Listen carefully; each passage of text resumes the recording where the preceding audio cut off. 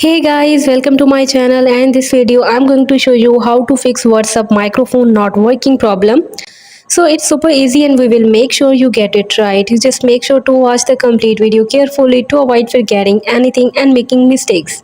So let's get started. If you are experiencing issue with the microphone or the WhatsApp, you can have to follow some steps. First of all, you have to check your device microphone and make sure that the device microphone is working properly by testing it or recording a voice memo. By testing it with another app or by recording a voice memo.